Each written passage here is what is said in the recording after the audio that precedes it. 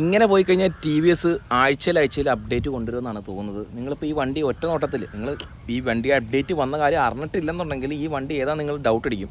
കാര്യം ഫ്രണ്ടിലത്തെ ഡിസൈനിങ് എടുത്ത് മാറ്റി, ഹെഡ്ലൈറ്റ് എടുത്ത് മാറ്റി, പുതിയൊരു പ്രൊജക്ടർ ഹെഡ്ലൈറ്റ്, ഒരു ചെറിയൊരു DRL എൻ്റെ ഒരു ഡിസൈൻ മാറ്റിയിരിക്കുകയാണ് ടി വി എസ് അപ്പാച്ചെ 160 4Vയുടെയും 200 4Vയുടെയും. അപ്പം നമുക്ക് എന്തൊക്കെയാണ് മാറ്റങ്ങൾ നോക്കാം. ഒരു LED ഇൻഡിക്കേറ്റർ കൂടെ കൊടുത്തിട്ടുണ്ട്, കണ്ടില്ലേ, സംഭവം അടിപൊളിയായിട്ടുണ്ട്. പിന്നെ ആ ഒരു പ്രൊജക്ടർ ഹെഡ്ലൈറ്റ് കാണാൻ അത്യാവശ്യം നല്ല മെനുണ്ട്, ഓണാക്കിയാലേ അറിയാൻ പറ്റത്തുള്ളൂ അതിൻ്റെ ഹെഡ്ലൈറ്റിൻ്റെ ആ ഒരു വിസിബിലിറ്റിയും കാര്യങ്ങളൊക്കെ. പിന്നെ ഒരു TFT ഡിസ്പ്ലേ കൊടുത്തിട്ടുണ്ട്, ഇവിടെ കാണാം. ആ ഒരു പഴയ RTR 310 അതുപോലുള്ള സെയിം ഒരു ഡിസ്പ്ലേ ആണ്, പക്ഷേ ചെറിയ മാറ്റങ്ങളൊക്കെ ഉണ്ട്. അതായത് അതിൻ്റെ ഡിഫറൻസ് ഒക്കെ കണ്ടില്ല ആ ഒരു ഗ്രാഫിക്സിലുള്ള. പിന്നെ മഴയുടെ ആ ഒരു തീമൊന്നും ഇല്ല റെയിനിൽ. പിന്നെ അഡ്ജസ്റ്റബിൾ ലിവർ, അതുപോലെ തന്നെ പെയിൻറ്റ് സ്കീമിലൊക്കെ ചെറിയ മാറ്റങ്ങളൊക്കെ വന്നു.